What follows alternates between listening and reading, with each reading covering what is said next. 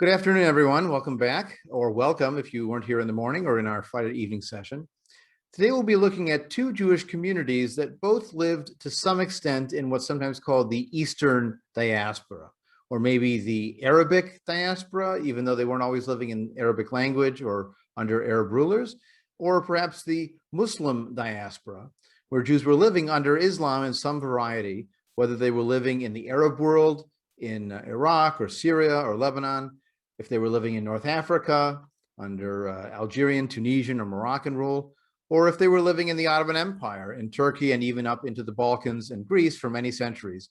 They were all living under the general banner of Islam, and we'll talk a little bit about how that ideological approach of Islam to minority religions affected the developments in Jewish culture in this time and place. But as we'll also see, these are experiences that for many American Jews are very foreign to their understanding of Jewish life and Jewish culture because their background is very different. As we discussed in the morning session, there's a distinction to be made between the concept of exile, in Hebrew galut, or golus in the Yiddish pronunciation, and the concept of a diaspora. Diaspora comes from the Greek for the spreading of seeds, and it means a more kind of organic spreading of populations into different communities where they set down roots and grow in a unique way in that soil and that sun and that cultural environment. Whereas an exile is when you take a plant and put it in a pot and travel somewhere else, but it really belongs back in the ground in its original soil. So Jews imagining they were in exile would say next year in Jerusalem and imagine they'd be going back. And in the meantime, it didn't matter what happened to them. But Jews living in a diaspora are putting down roots, and they may still look back to the land of Israel as a source of their origins, or perhaps have a very distanced kind of messianic longing for that return and redemption. But in the interim, they're living in the here and now where they are, and they are being culturally and intellectually creative in that setting. The Jewish dispersion from that origin point in Judea, in the territory that was the birthplace of Jewish national and ultimately ethno-religious identity, that dispersion over centuries led to a gradual diversification of Jewish cultures. And at the same time, of course, a diversification of Jewish faces. It isn't true that intermarriage in the 20th century was the only time Jewish faces got diverse. If you studied or traveled through the Jewish world in the Middle Ages, you saw that Jews living in Yemen and Jews living in Syria and Jews living in Poland and Jews living in North Africa and Jews living in India or China looked very different from each other. And it wasn't because of the food. It wasn't because of the air they were breathing. It wasn't even because of the language they were speaking. It's because they wound up marrying in with the native populations. Often traveling male merchants would acquire a wife from the female population of the area.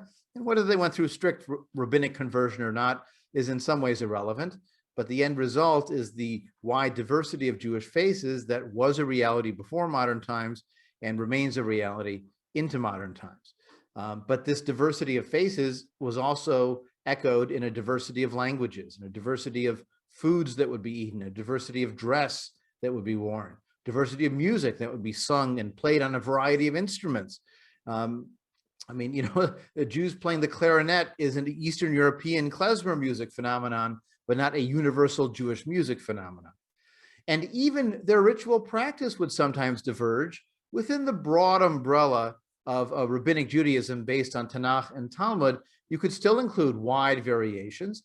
And then you have some communities at the fringes of active Jewish connection that were even more removed and may have had very, very different canons of scripture or choices of ritual practice than the mainstream rabbinic definition.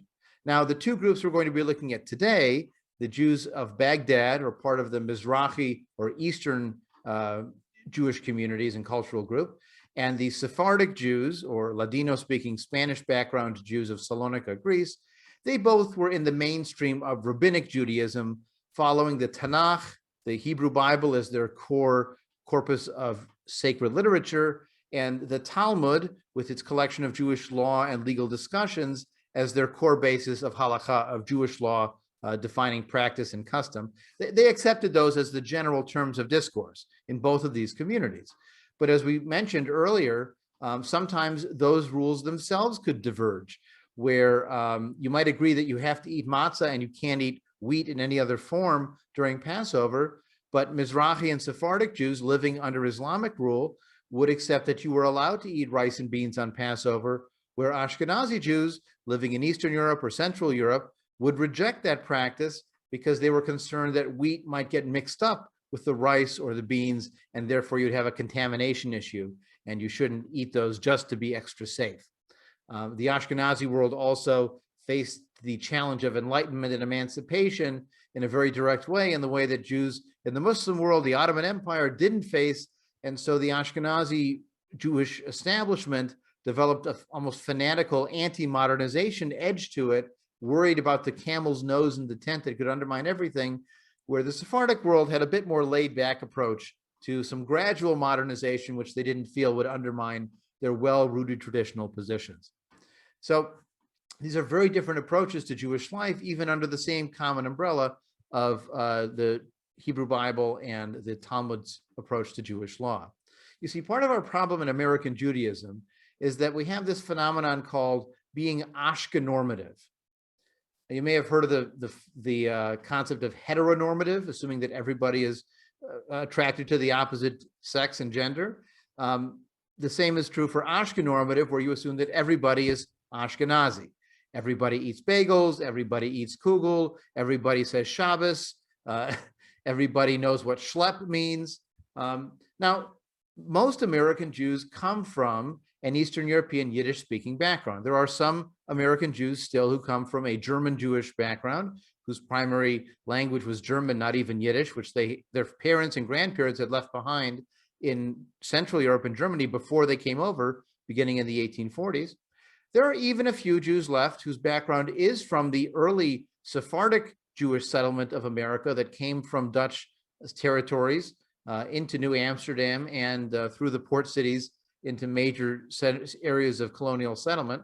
And so, for example, the Spanish and Portuguese synagogue in New York, which is one of the oldest in the country and in the continent, in fact, is called Spanish and Portuguese because its founders came from that linguistic tradition.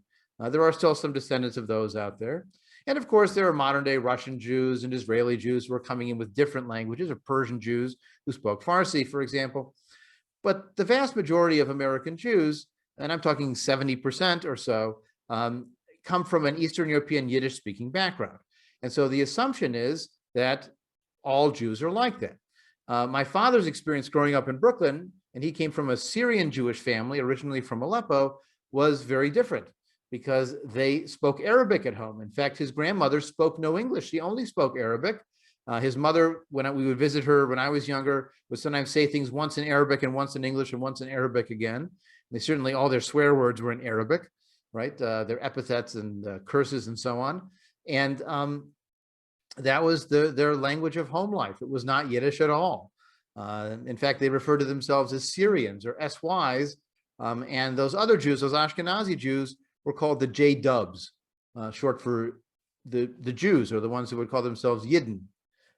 In fact, once we visited my grandmother at the summer resort for Syrian Jews in Deal, New Jersey, and we went to synagogue on Saturday morning. I always treated it like an anthropological expedition, you know, see what this community is like. And when we came back, my grandmother asked us, so was the rabbi Jewish? And I thought, that's a very strange question. But then I realized what she meant. She meant, was he Syrian? Was he Mizrahi? Was he, you know, one of our style, or was he Ashkenazi? And he had red hair. So I said, yeah, I think he was Jewish. First time I've ever been asked if the rabbi was Jewish. But this is understandable given the trends in world Jewish population, let alone what's happening in America. So what I'm going to do is share some slides with you, and it will include some statistics about global Jewish population. Here you have a depiction, first of all, of Jews in Iraq in the early 20th century. And you'll notice, by the way, a wide variety of dress. The man in the middle in the military uniform is actually Faisal, who becomes the first king of an independent Iraq.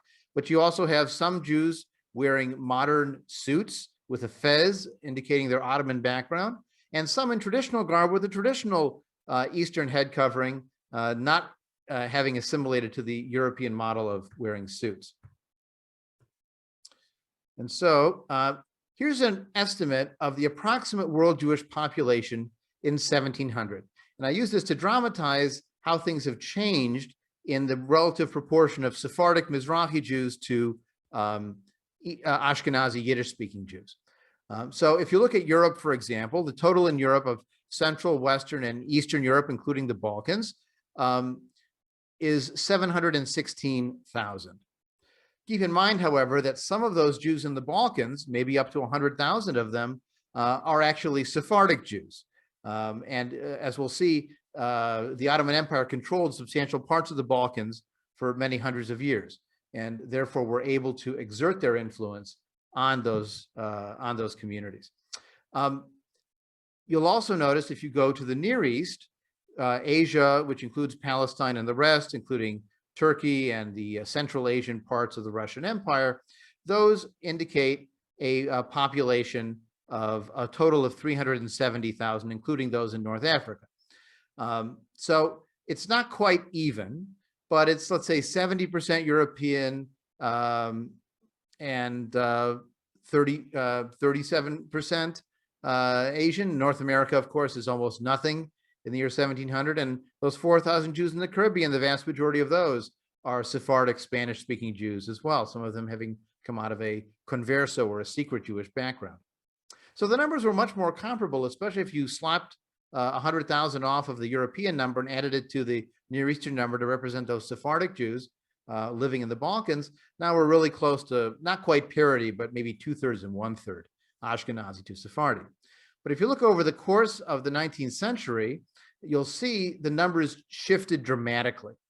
So if you go to the number of Jews in 1850, the estimate of Jews in the Near East, which I assume includes North Africa, is 570,000. So that number in the Near East has grown slowly, but the number in Europe has grown tremendously. You've got 4 million between the rest of Europe and Eastern Europe specifically. So that number has gone from 700,000 to 4 million. It's quintupled, when the numbers in North Africa, and I'm sorry, in the Asian world and under Islam have only gone up by 200,000. So now you see that Europe represents 86% of world Jewry, and the Near East is only 12%. By 1880, those numbers have gone up even more, where the number of Jews in Europe is now over 6 million, almost 7 million, where the number of Sephardi Mizrahi Jews, again, has gone up some, but a much smaller proportion. And by 1939, on the eve of the Holocaust, you have still 7 million Jews in Eastern Europe. And notice that number went up by 1.5 million when millions had left.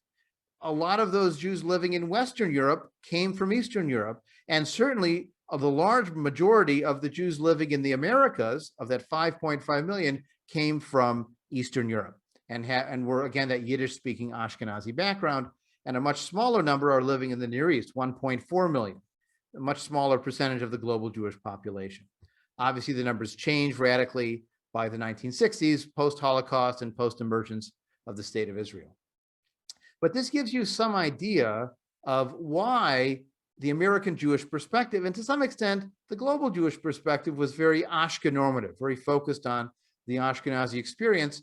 If you had lived 500 years ago, you might have spent much more time focused on the Sephardi and Mizrahi Jewish experience. And there, of course, are other varieties between, in addition to the ones we're going to be looking at today, the Jews of Baghdad, or the Mizrahi or Eastern Oriental Jews.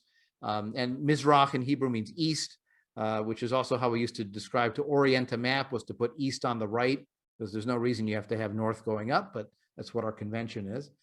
So the Oriental Jews, or the Eastern Jews, Mizrahi Jews living in what we call the Middle East today. We're also going to be looking at Sephardi Jews, Spanish-speaking or Ladino-speaking Jews, but there are many others we could have looked at. There's Central Asian Jews in Azerbaijan and other countries. There's the North African Jews, sometimes called the Mughrabi Jews, after Maghreb, which was the Arabic word for North Africa, which was on the western end of the Arabic empires. And we'll be looking tomorrow morning at the Ethiopian Jewish experience of the Beta Israel, which is another offshoot, sort of off the beaten path kind of Jewish community. So, as I said, both the Mizrahi, the Eastern Jews of Baghdad, which we'll talk about first, and the Sephardi Jews, Ladino-speaking Jews of Salonika, lived under Islam for 1,000 years, but we want to get a feel for these communities in their distinctiveness. Now, the Jews of Baghdad actually go back to before the founding of the city of Baghdad itself under the first Islamic caliphates.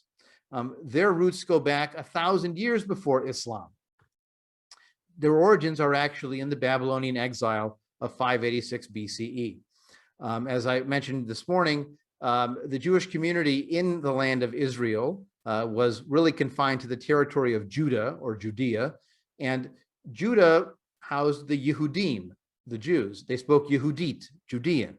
But when they were conquered by the Babylonian Empire in 586 BCE, and the elites were taken away into exile in Babylon, which was the heartland of the Babylonian Empire, with their capital, Babylon, surprise, located between the Tigris and Euphrates rivers, they began to put down roots there. And when they were allowed to return by around the year 500 before the Common Era, after an exile of about 80 years, some of them decided to stay.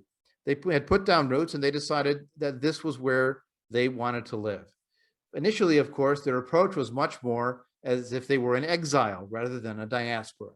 So Psalm 137 records both sort of the moment, but also the pathos of the experience of exile. By the rivers of Babylon, there we sat down, we wept when we remembered Zion.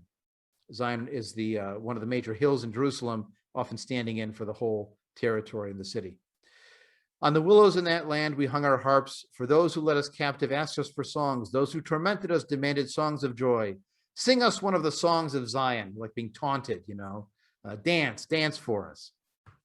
And then the key question, how can we sing our God's song in a foreign land? Can we be Judean if we're not in Judea? What does that mean? And we still look back with longing. If I forget you, Jerusalem, let my right hand forget its skill. Let my tongue stick to the roof of my mouth if I don't remember you, if I don't prefer Jerusalem above my chief joy.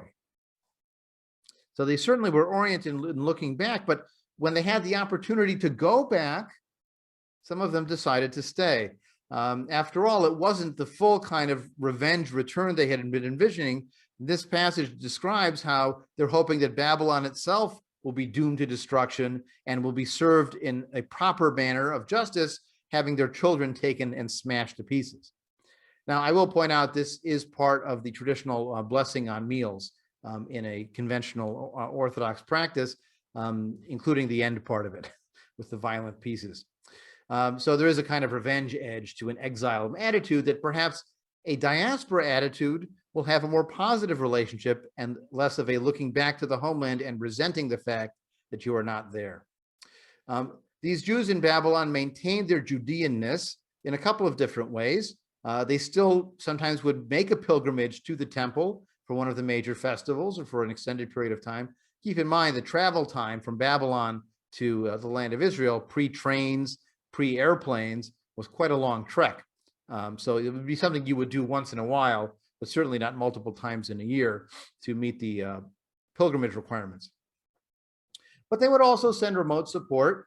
Sometimes if they had scholars who were experts in Jewish law, they might send them to study at the yeshivas, the Jewish schools in the land of Israel, certainly after the rabbinic Jewish takeover in the first century of the Common Era.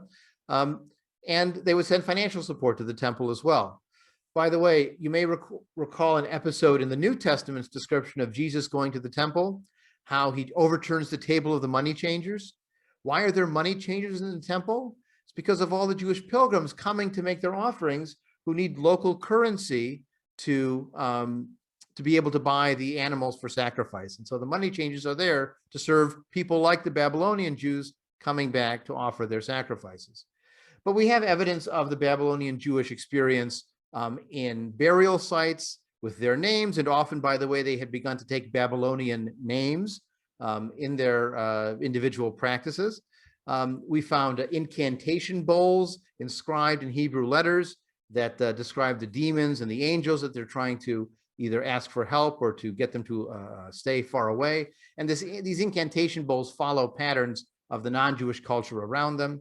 We know that they adopted the Jewish calendar of the Babylonians. All the calendar month names in the modern Hebrew calendar come from Babylonian names, including ones like Tammuz, which is named after the god Dumuzi of the Babylonian calendar. And the fast of Tammuz is on the same day that the god Dumuzi would be bewailed in Babylonian religion at the episode when he died in a lover's quarrel over some issue. And it's a very interesting myth, but it's also fascinating that Jews adopted that practice, even if they came up with a new reason for it later.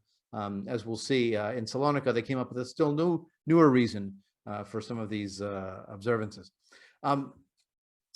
So here we have these Jews living in the Babylonian Empire, but they're liberated by the Persians. Ultimately, they're under the rule of the Parthian Empire, which is sometimes challenging for them. And in the long run, Babylon becomes a major center of Jewish learning, because after the land of Israel is destroyed through a series of revolts, there's the Great Revolt in 66 of the Common Era that lasts until 73 when Masada is finally overthrown. And then another revolt about 60 years later under Bar Kokhba from 132 to 135 of the Common Era. This really destroys and almost depopulates the land of Israel. And therefore, the importance of the academies in Babylonia become even greater.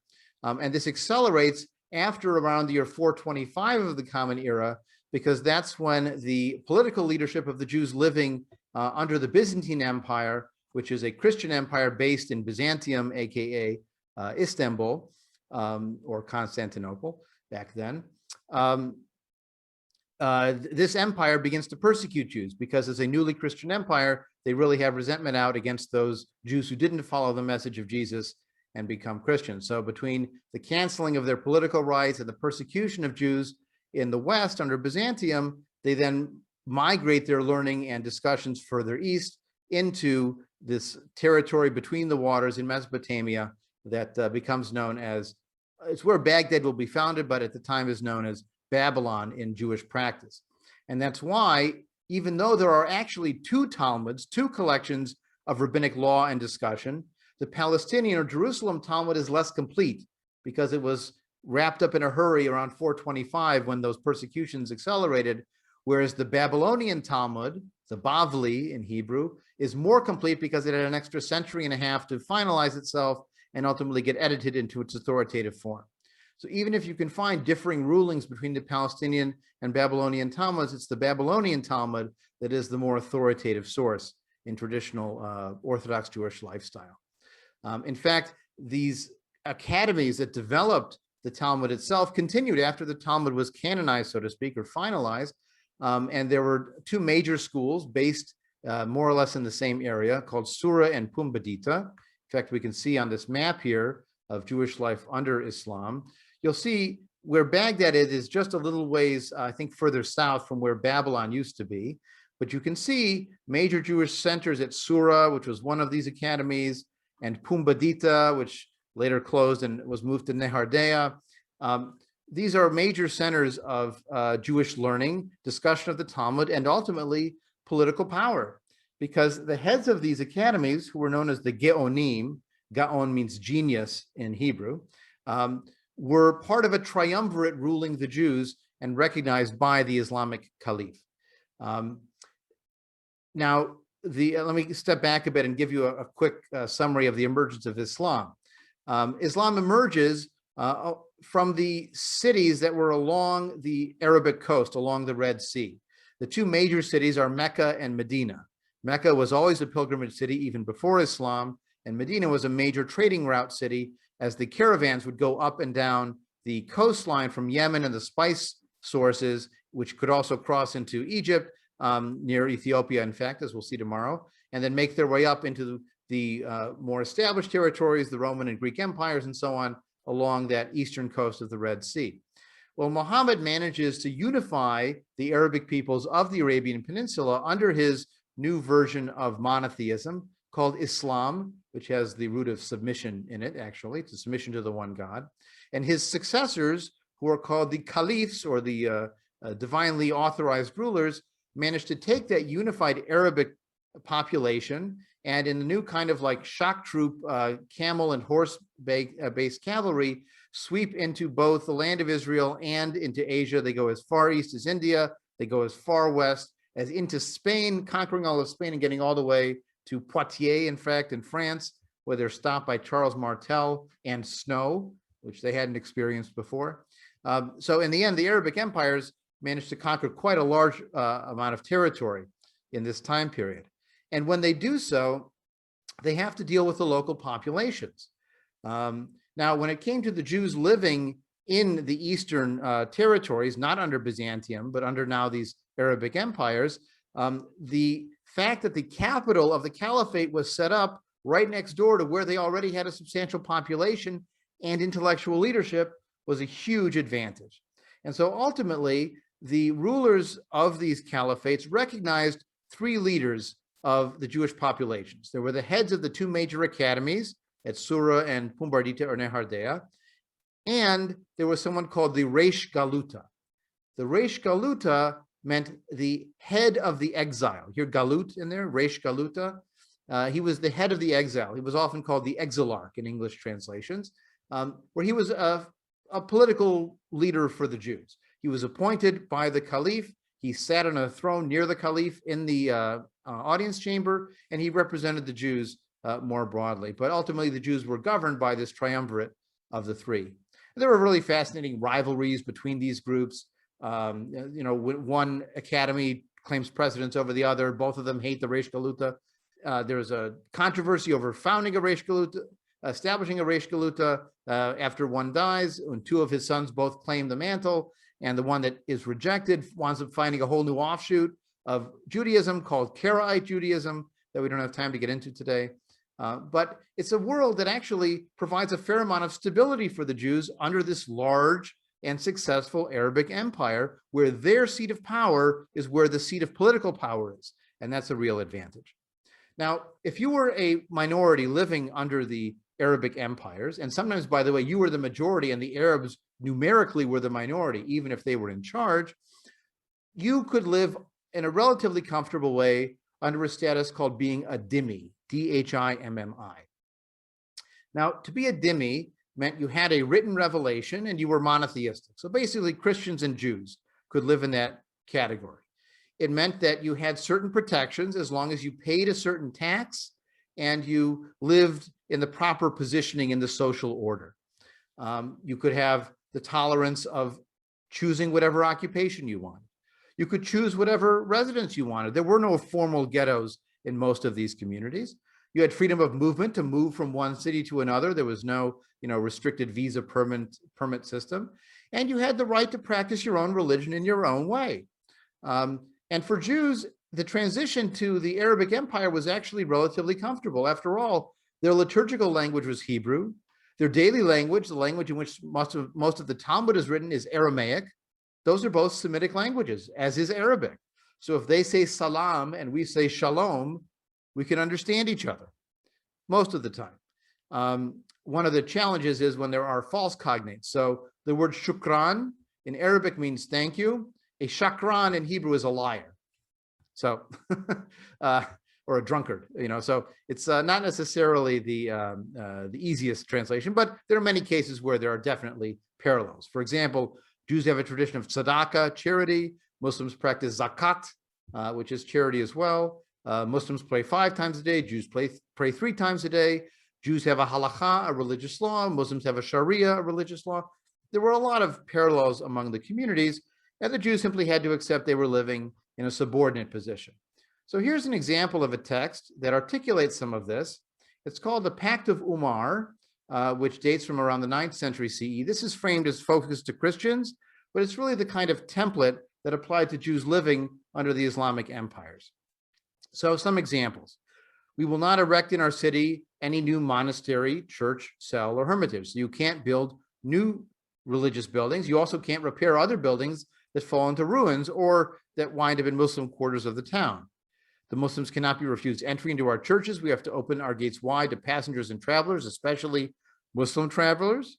We will have no spies in our churches or houses or conceal any enemies of the Muslims. We cannot teach our children the Quran because, of course, we would teach it to say, don't believe it. And we would teach you what's wrong with it. So we're not allowed to teach the Quran. We should not make a show of the Christian religion or invite anyone to embrace it and not prevent any of our kinsmen from embracing Islam. If some Christian decided he was sick of paying the extra tax and sick of the limitations and just decided to become Muslim, you can't stop him from converting to Islam, but you're also not allowed to convert someone from Islam into Judaism or Christianity. You sometimes see these cases come up even today in countries like Pakistan or Afghanistan, where people have converted and it's very dangerous. They're under a threat of death sometimes for having become apostates from Islam. Jews who were Jews and born Jews and raised Jews, they can last, they can live, but converting into Judaism, that was a problem. We also have to not imitate the Muslims in our dress, either the cap, turban, or sandals, or parting of the hair. Don't use their expressions of speech, adopt their surnames. Do not ride on saddles or gird on swords or take up arms or wear Arabic inscriptions. Do not sell wine. We could use it among ourselves for ritual purposes, but not sell it publicly. And we cannot display the cross on our churches or display our crosses or sacred books in the street or marketplaces. Strike the clappers in our churches or ring our church bells or blow our shofars for the high holidays lightly. And do not recite our services in a loud voice. Do not have public palm branch processions in the streets or lulav and etrog processions in the streets for Sukkot. Do not bury our dead too loudly. You see, all of these are, you should be seen but not heard, but also understand your place in society. The word I often use to explain this is don't be uppity. Know your place. Now, what's interesting about these rules is that this can lead to an experience of tolerance or oppression. So it says, do not repair any buildings that fall into ruins. Well, what if they're destroyed by a mob action? Too bad, no repairing. You have to not imitate them in your dress or cap. Do you make a separate clothing the Jews have to wear? Well, some chose to do that and some didn't, depending on the time and the place and the circumstance. The end result of this is it really has a strong impact on the material culture and the lifestyles of Jews living under Islam. Very often, Jewish houses of worship were plain on the outside and very ornate on the inside. At other times, their houses were like that. But you could, in fact, have a very strong and successful community living under these circumstances and pursuing all kinds of professions. Maimonides, as one example, became the physician to the caliph based in Egypt in the time he was living there in the 1100s. That was very successful. You could be a very successful transnational merchant and become a banker to the potentates of your city. So you could be very successful, but you needed to know your place and beware that occasionally you could get a religious or political ruler who might scapegoat you as those Jews are getting uppity and need to be put back in their place, and you'd have to manage it. But by and large, it was less common in the Arabic world than it was in Christian Europe. So what about the Jews of Baghdad? Well, Benjamin of Tudela, who was a medieval Jewish traveler, sort of like a Marco Polo figure, claimed there were 40,000 Jews living in Baghdad at the time. That might be an exaggeration. He was known to inflate some numbers, but certainly it was a substantial community. Now, in the 15 to 1600s, the Jewish community in Baghdad had some challenges, particularly because there was a harsh battle back and forth between the Ottoman Empire and the Safavid Persian Empire. The Ottomans were actually very tolerant and accepting of Jews, both in the western part of their empire, as we'll see in Salonika, but also in the east, in the Middle East, in the land of their territory of Palestine, and in Baghdad and Iraq. But the Safavid Persians were Muslim, but Shiite.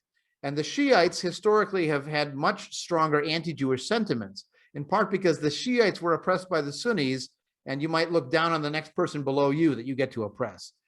So they were often very hostile. For example, in Shiite Iran, Jews were thought to be polluting. So a Jew could not bathe in a river upstream from a Muslim.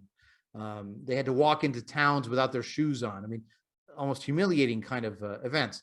That wasn't the case in most of the Arabic diaspora. So when the Safavid Persians conquered Baghdad, it was a tough time for the Jews. When the Ottomans reconquered it, it was better. After 1638, the Ottomans had reconquered it for good. And so with that stability, even with the gradual decline of the Ottoman Empire into the 19th century and into the early 20th, when it was called the sick old man of Europe, because it was sort of on its last legs, the Jewish population in Baghdad grew very quickly. So in 1860, you had about 20,000 Jews living in Baghdad. By 1880, it was 30,000, so an increase of 50% in 20 years. It was up to 50,000, so again, a two-thirds increase by 1900, another 20 years or so. And in 1900, in fact, that 50,000 Jews in Baghdad represented 1/4 of the city's population. And it was up to 100,000 Jews by the 1930s. Now, the style of Jewish life that these Mizrahi, these Eastern Jews practiced in Baghdad was largely traditional, but they were also open to Western influence. They were involved in business and in trading across great distances, and sometimes they had an easier job crossing the boundaries between the Ottoman Empire, which was Muslim, and Christian Europe, which didn't necessarily look kindly on Ottoman Turks and Muslims coming into their cities, but a Jew traveling in between the two could make it work and often had Jewish contacts on the other side of the border that could make business more predictable and safe and ultimately successful.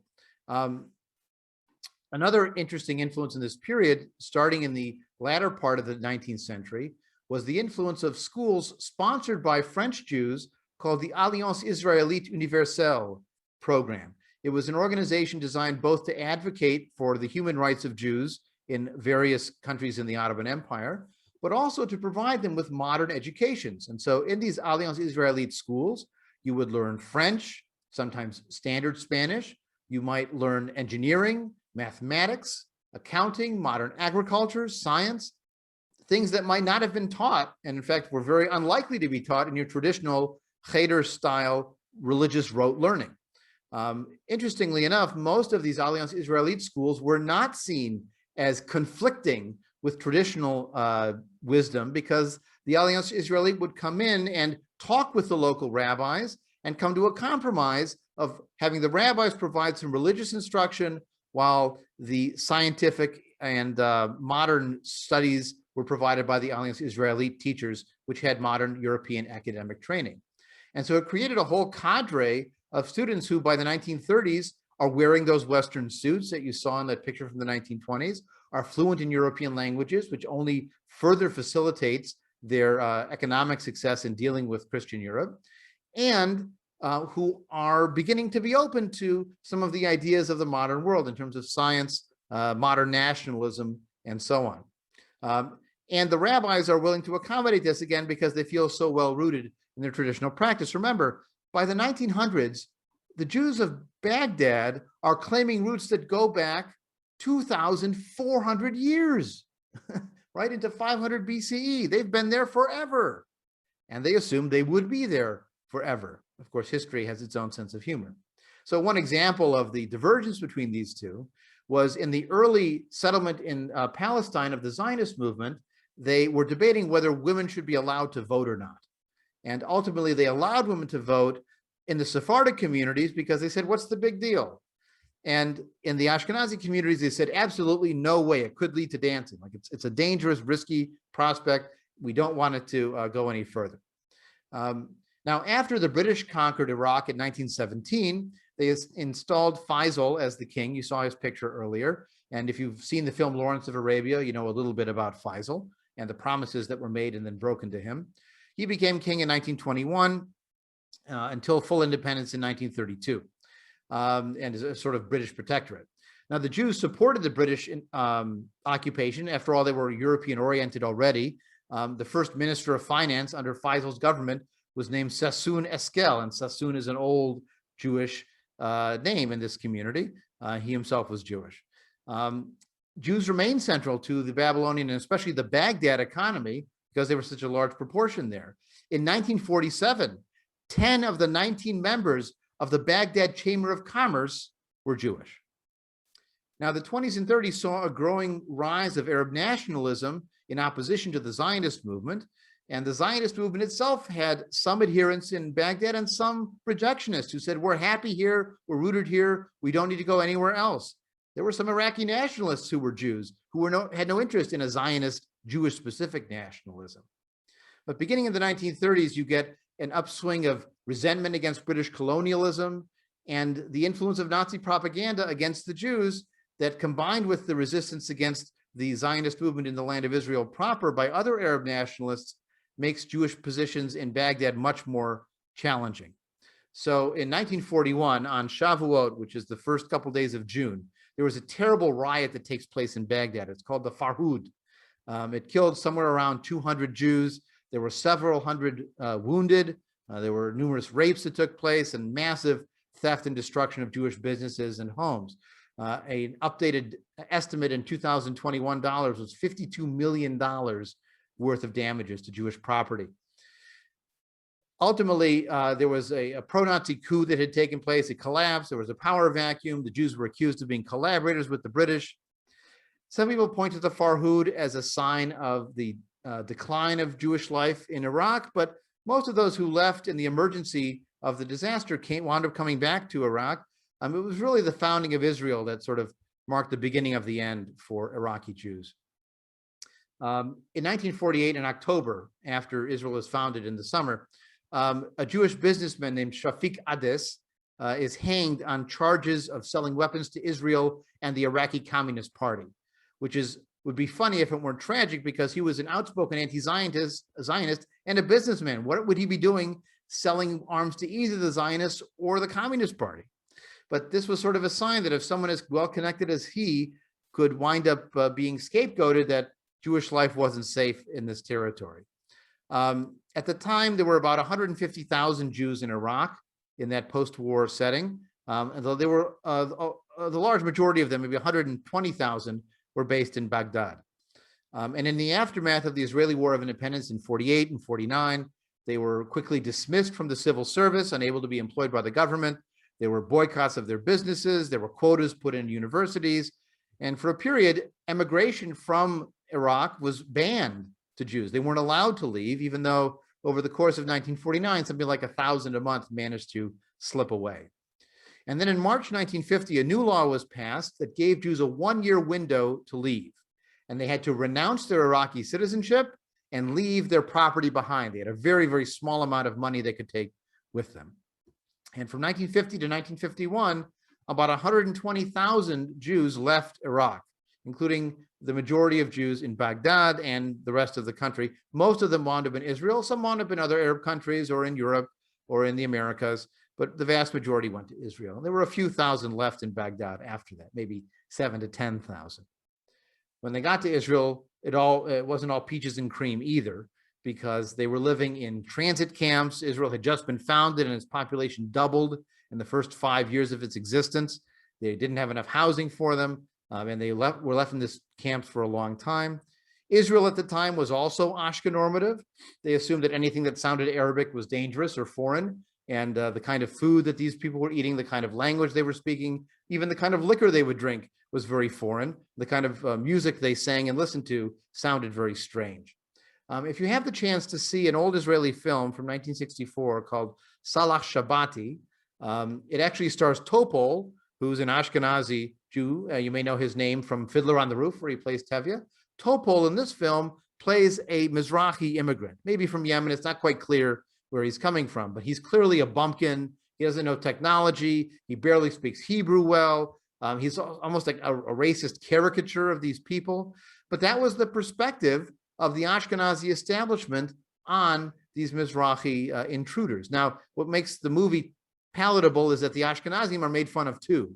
And so were the kibbutzniks, and so were the Tel Avivniks. I mean, the writer Ephraim Kishon did a good job of, withering criticism of everybody.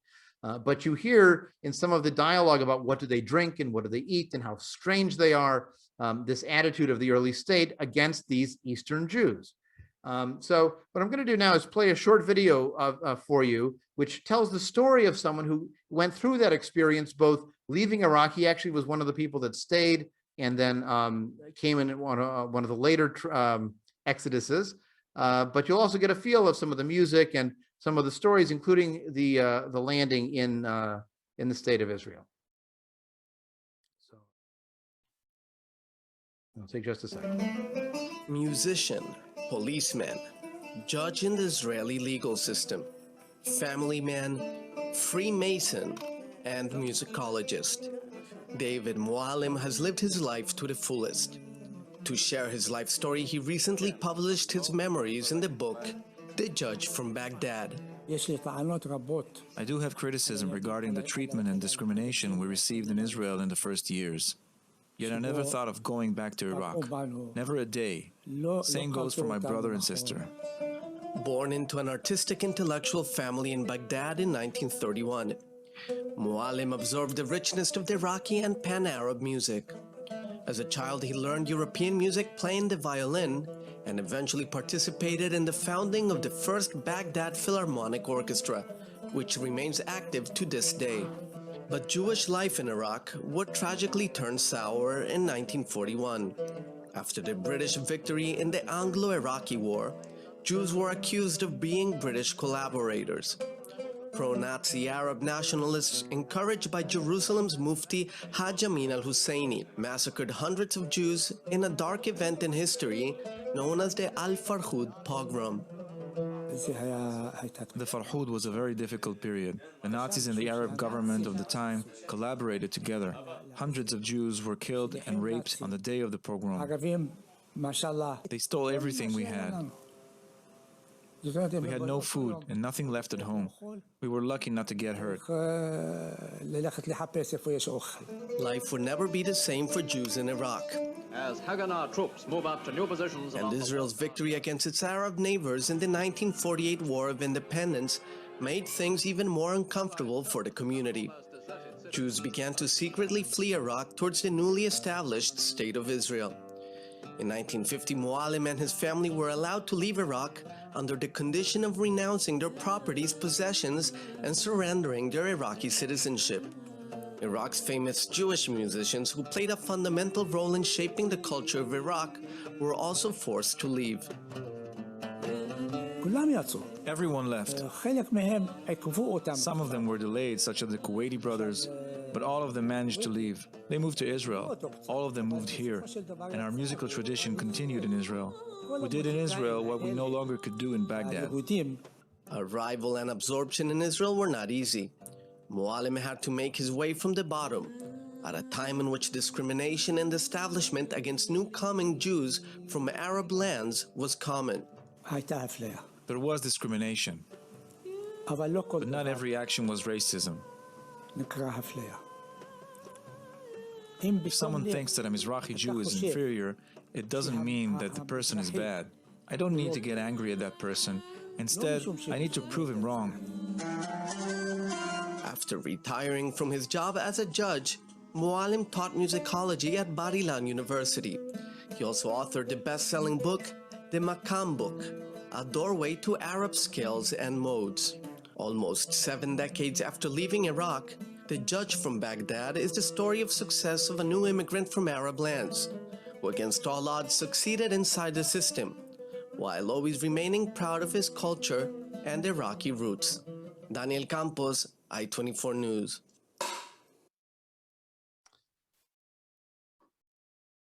So you got a quick view, and notice, by the way, you saw the picture of that transit camp, the tents and the people, but the people coming from Baghdad are in suits, and really fancy suits with briefcases, and they wind up in these transit camps, sometimes for 5 years or 8 years, and they feel like they're not being respected. They're giving manual labor jobs instead of the businessmen and the professionals that they were in Baghdad, where they were respected and they were successful and they had assets which they had to leave behind. So in the end, the Mizrahi Jews who wound up in the land of Israel and felt this Ashkenormative experience and felt discriminated against had a real resentment against the Labor Party in particular, which had been the author of those and in charge of Israeli government in that period in the 40s, 50s, and 60s. So by the 1970s, the Mizrahi Jews have grown both in population and in political influence to the point that they wind up supporting the rivals of the Labor Party called the Likud Party, and Likud wins a national election in the late 1970s for the first time under Menachem Begin, and finally is able to create a government in large part with Mizrahi support. There's also a new party that's formed in the 1980s called the Shas Party, which is largely based on Moroccan Jews, that also reflects the Mizrahi rejection of the Ashkenazi establishment in both its religiosity, because the Ashkenazim were mostly secular kibbutzniks, and in its focus on Mizrahi issues. Currently, in the Israeli population today, it's about 44% Ashkenazi and 45% Mizrahi or Sephardi, and 8% some other variety of mixed population. That's where one Ashkenazi and one Sephardi, or some other variety of mixed identity. That's among the Jewish population in Israel. So what are some of the flavors of this culture? Well, I want to leave you with one last example. It's a video of a cantor basically reciting some prayers, and you might hear some of the way they pronounce the letters a little bit differently. Where in Hebrew, the word, the letter chet, as in like slach lanu, is pronounced just as a ch. But in Arabic style, or Arabic accented Mizrahi style Hebrew, it's a ch, it's sort of a swallowed ch. So you'll see when he says early on, slach lanu, you have a bit of that guttural sound to it. And ayins as well have a bit of a guttural sound to it. Fe'amim, you might say in the four questions. So I'll start the presentation with this last video of someone singing in a Mizrahi, what's called a nusach, or accenting. And then when we come back, we can ask if you have any questions, comments, or reaction to the story of the Jews of Baghdad. So we will go on to hear that, and feel free to drop any comments, chats, questions in the boxes. And when we come back after the video, we can talk about those. حتى نتسوين سلحلان وينصرينو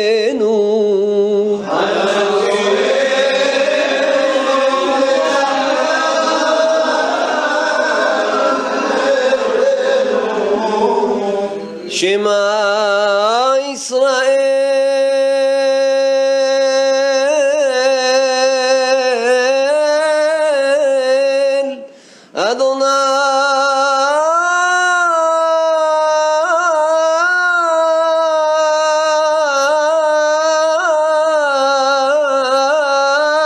أدوناي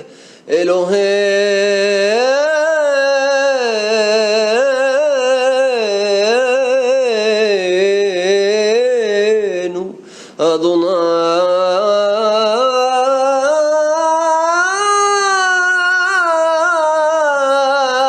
أدوناي إحد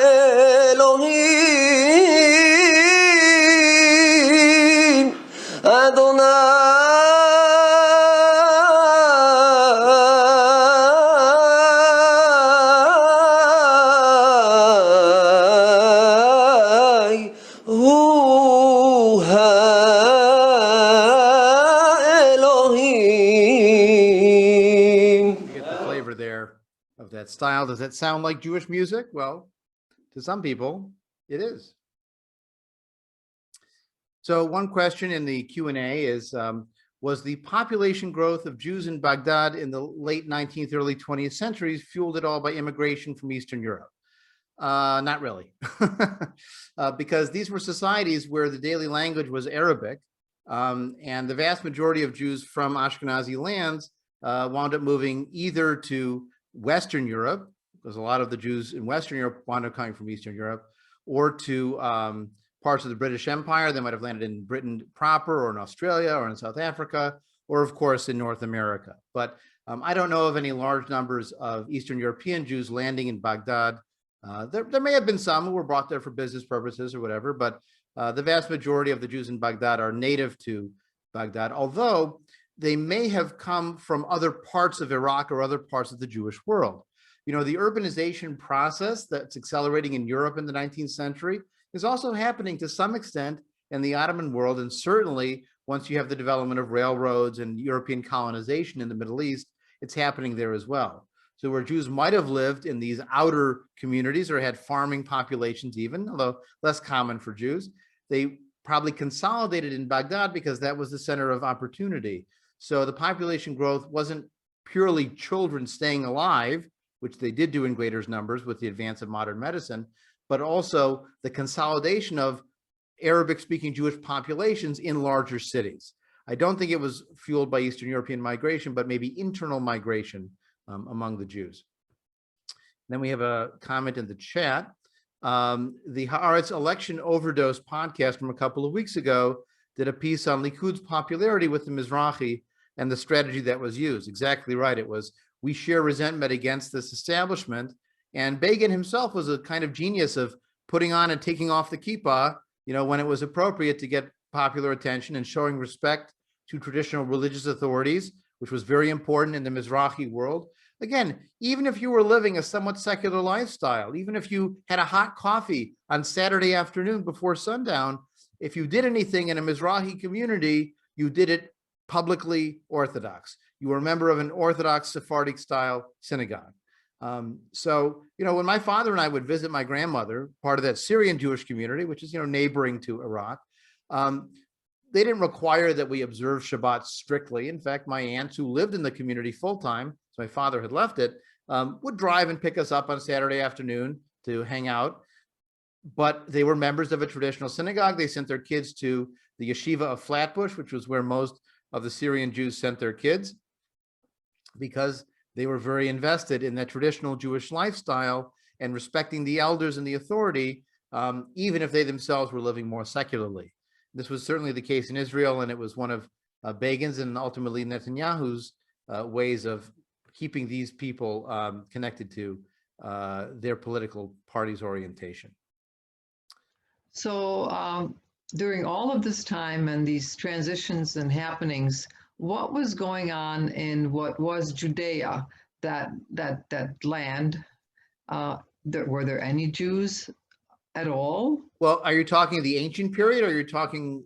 Well, until, I mean, I know people migrated and left and so on, but anybody, you know, for the hundreds and hundreds of years that we're talking about, what was the Jewish population like there in that land? Well, it's the opposite of the topic for this weekend, because we're talking about everywhere else. But there were Jews always living in the land of Israel. If you understand it more broadly, there were even Jews living in the area of Jerusalem for most of this time period. Okay. There were always pilgrims who moved there. In the Ottoman period, Jews lived in Jerusalem. In fact, they were invited back after the Crusaders had been expelled, because the Jews fought with the Muslims against the Crusaders. And there were Jews living in the major port cities of Haifa as well. In Sfat in the north was a strong center of Jewish mystical thought and practice, including Jewish community living. So there were always substantial numbers of Jews living there, but not massive numbers. You know, not the kind that you have migrating there in the late 19th and early 20th centuries with the start of the Zionist movement. But there were always some Jews living there. But what it shows to you is how easily it shifted from exile to diaspora. Because if it was always exile, you'd think there would always be thousands of Jews clamoring to return to Israel. when in fact there would be some that would move there, but they were mostly older, hoping to pray and then die and be buried there. And the outer Jewish communities might contribute money to support them in a charitable form called a pushka in Eastern Europe, a charity box, but they weren't moved to move there and give up everything and be a part of this reestablishment of the kingdom. That was the Messiah's job, and they should wait for the Messiah to get that done. There wasn't a strong impetus to move there. So Jews in Baghdad who were living in the Ottoman Empire could have gone to Jerusalem and visited it for sure, but they weren't motivated to move there because they were totally comfortable in Baghdad and had been there for hundreds of years. That's why the revolution in 1950 and 51, where 120,000 had to leave, when they had been there in some cases for generations beyond count, was so inconceivable to them. It was the end of this long and rich history that now would live in their memories and whatever archives are left. There really are almost no buildings left either. If you read stories about Jewish Baghdad, it's this used to be here and this used to be there, but they're not there anymore. And it's a loss, but it's also the way urban renewal works.